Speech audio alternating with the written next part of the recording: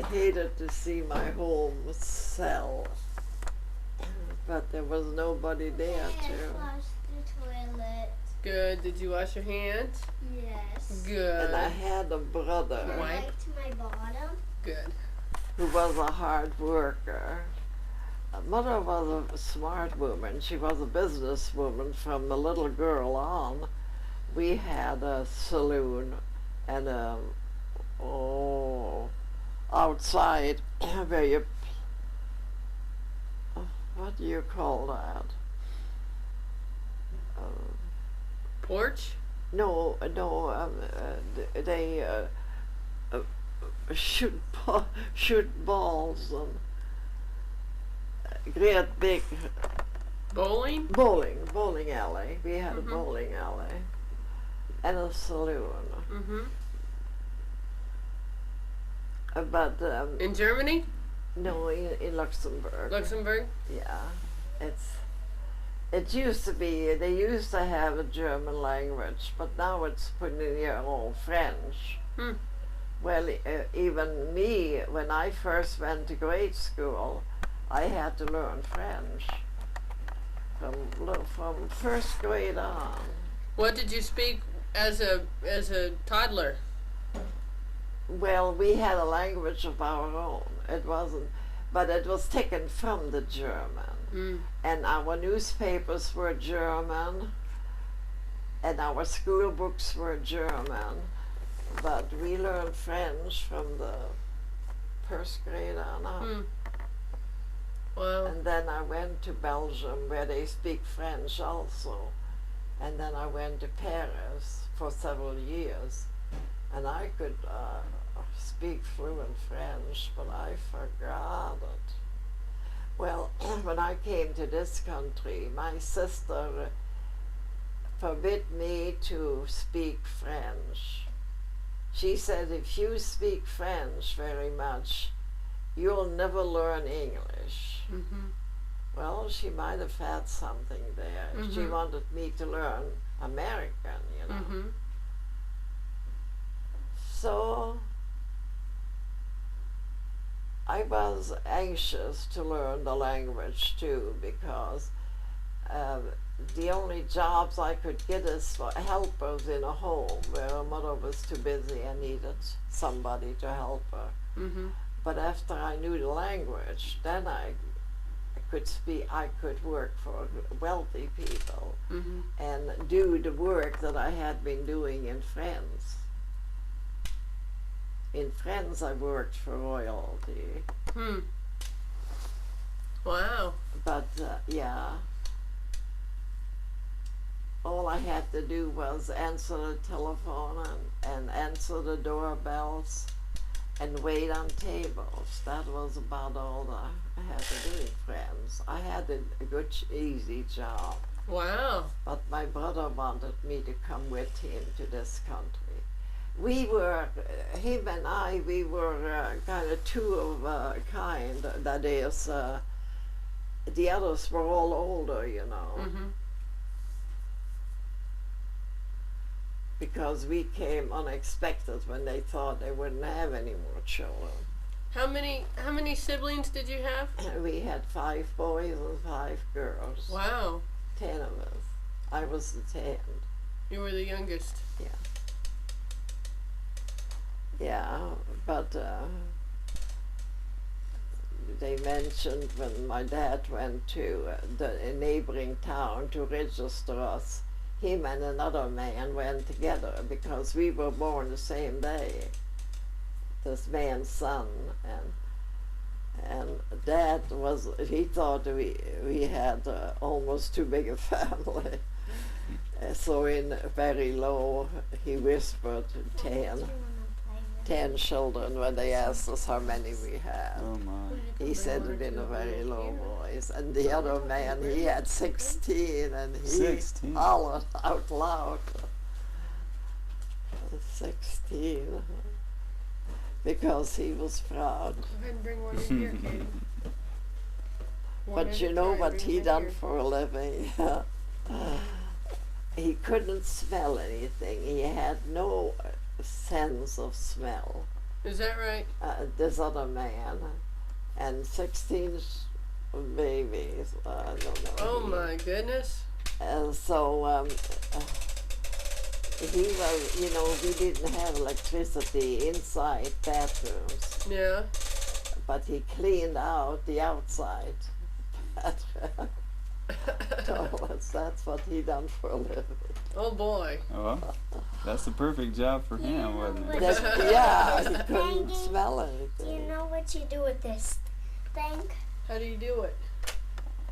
You just push this and turn one to the other side and then push one of these buttons where you can move. To push one of these buttons in the front. Okay. Oh yeah, I have plenty memories to think back on.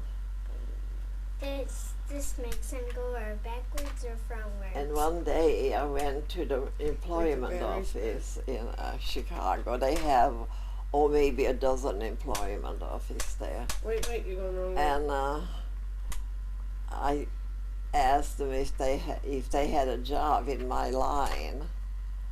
And yes, he said the man was working in it. But there were more rooms, they had more people working in the employment office. Yeah, he said he had a good job for me.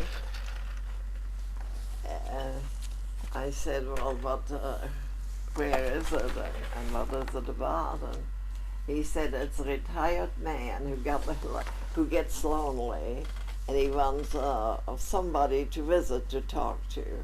And he thought I was the right person for it.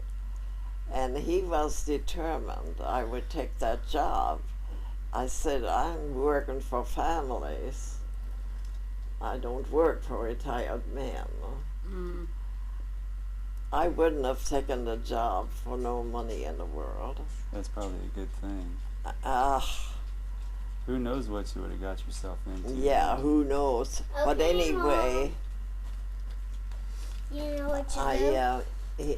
I wouldn't take the job, and I was ready to leave. And he said, Cool. well, why don't you go and Here, for an try that. interview Yeah.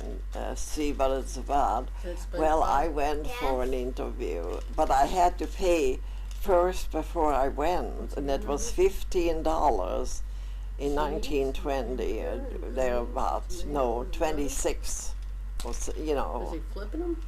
the later part of the 1920s. And Yeah, Pee-wee. oh gosh, That's pretty it was cool. the oldest hotel in Chicago. I could just tell that what I would get into if I would work Now what there. do you want me? So, Now what do you want me? So, kind of a shady part of Someone else town is in- too. well, I know it Just tell wasn't me the what shady, you want me such to a get. shady part of town, because I know there was a drugstore right close by. And I called the employment office from the store, telephone. And I said, well, I said I went to the interview. I said, well, I don't have no intention of taking that job. But I said, I didn't give him that idea. I told him, well, I'd go home and pack my clothes and be back. Because I wanted to get back to the street. I wanted to get out of that place. And I was afraid if I'd say, no way would I take their job. Now that's or how they I... might not have given you a. No, they might another not job. have, I might not have gotten out of that place. The Chicago gangsters were living in that. Oh my, that's scary. The Chicago gangsters were living in that hotel. Wow. So then I went back to the employment office to get my money back, and he wouldn't give it to me. He said, I gave you a job. And he said, you're not getting your money back. I said, well, we'll see. And I turned my back to him and went out. And I was going to go to the police. Yeah. I just figured, oh my gosh, what I really thought was that some people had gotten killed, and the police were out looking to see which employment office was giving him the help they asked for. And I went a block, and I ran onto a policeman, and I think that policeman was there to watch who was going in and out of that employment office. They suspected that employment office. I couldn't help but think. But anyway, I ran on to a young policeman. Now what do you want And I me to told get? him everything. And he said, "Don't you worry," he said. He kind of laughed. Finally, they got the place that fixed them up with help, you know. And he said, "You go to." He gave me the address of the labor union, the head of the labor union. He gave me the address there. He says, "You go there," but he said, "Don't worry, you'll get your money back." So I went to the labor head, and the policeman had already called them, and they were so tickled that they finally got the employment office that was in cahoots with the mafia. With the mafia, yeah. Well, good. And you were there. Yeah. You're lucky you got out of there alive. Well, I tell you, when I got back to pick up my money, the $15, the man who had told you that you couldn't have it back. Yeah, he had tears in his eyes. The boss had just been in there talking to him. And I tell you, when I got into that building, the paper shredders were going full blast. In every room they were doing away. Is that right? Oh my gosh, yes. Oh man. And you got your money back. I got my money back. The fella who had been, wouldn't give it back. He had tears in his eyes, and he's in a crying voice. He said, "Why didn't you tell me?" What did he say?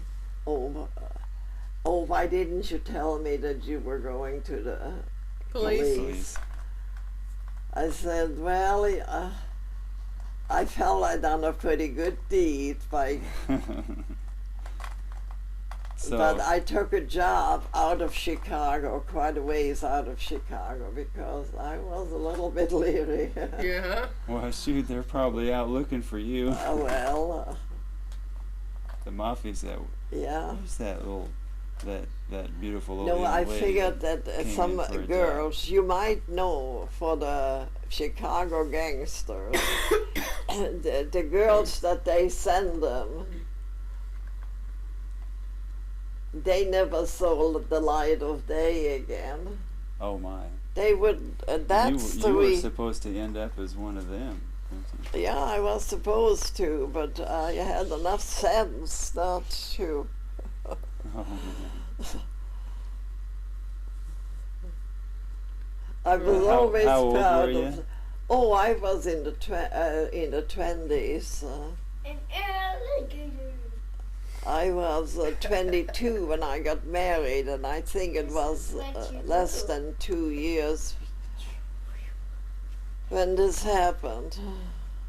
This is what you do with an alligator.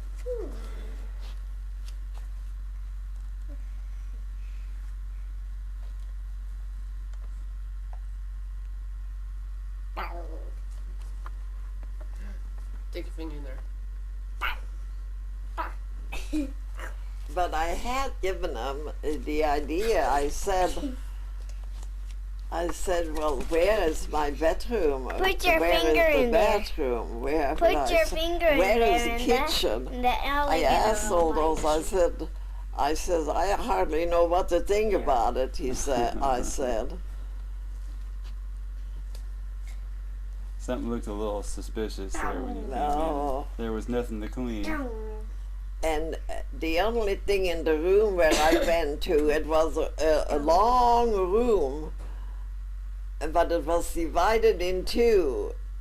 And wherever they had, I don't know, whatever they had behind that curtain, there was a curtain that divided the room. And where I was having my interview with a woman interviewed me, and she wanted to know where all I had been working. And I had been working for wealthy people, a railroad president, the president of Sears Roebuck or Montgomery Ward, I forget which one that was. Oh, wow. I had been working for all kinds of wealthy people. Put your finger in there. And I think that they needed my knowledge. They would have been glad if I had worked for this retired man, because they would have found out some of the people that were in business. And you know what gangsters do? Oh, man. Yeah. They would have loved to have had information from Question me, yes. Even the woman that interviewed me, she wanted to know quite a bit about those wealthy people. you. Oh, my.